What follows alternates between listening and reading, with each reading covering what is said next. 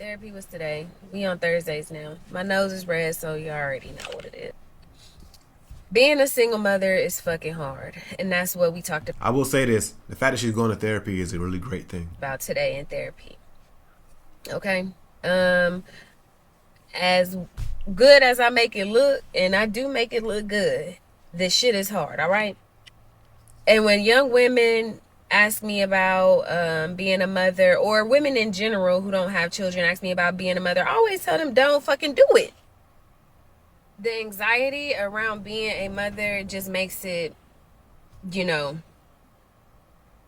I don't want to say not worth it, but like, honestly, if you can save yourself some anxiety, why the fuck not? No. Being a mother is a beautiful thing. Being a father is a beautiful thing. Being a mother and being a dad is a beautiful thing. Being a parent is a beautiful thing. That's something that comes from God. All right? Being a single mother, though, the single part is a choice. Because you decided to choose a person. Well, in most situations, it's a choice. I want so much for my son to have a better. And what I'm saying is it's harder, it's more difficult when you don't have both parents. So all the pressure goes on one parent, and then they say, oh, it's too much anxiety, da da da da. When you have two parents, you can balance it out. If the mother's too tired, let the dad watch the sons and daughters until she gets fully rested. And you know what I'm saying? Like, life than me, little to no trauma.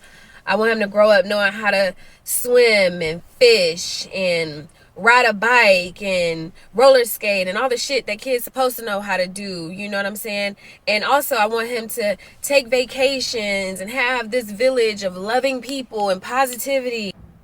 But I also have goals.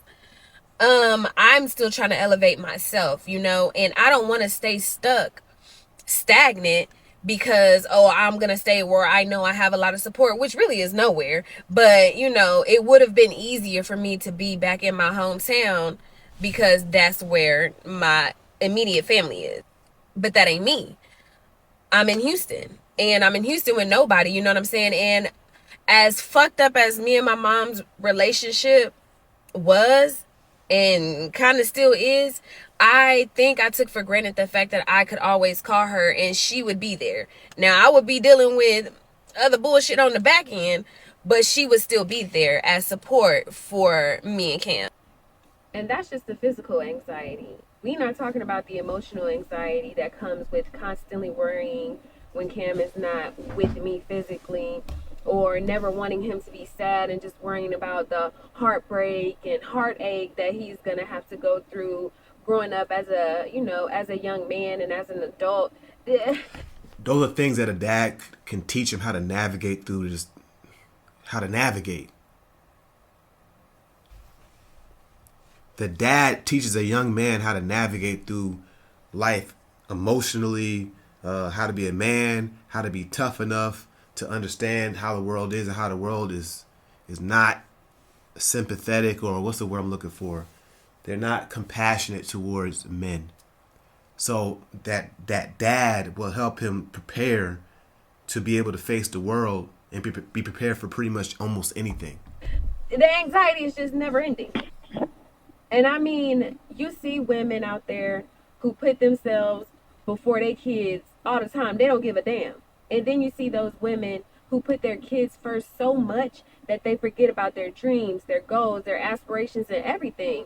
And so it's harder as a woman who's trying to balance, you know? You know where that balance is supposed to come from? The dad.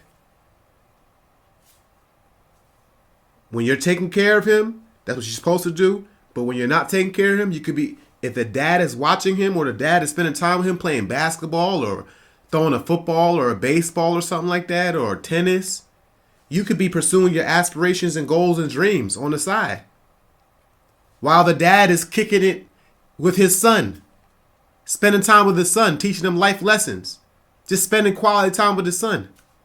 Half of the things that you're worried about, you wouldn't even be worried about if you would have picked the right man to have a son with. You got to pick the right man.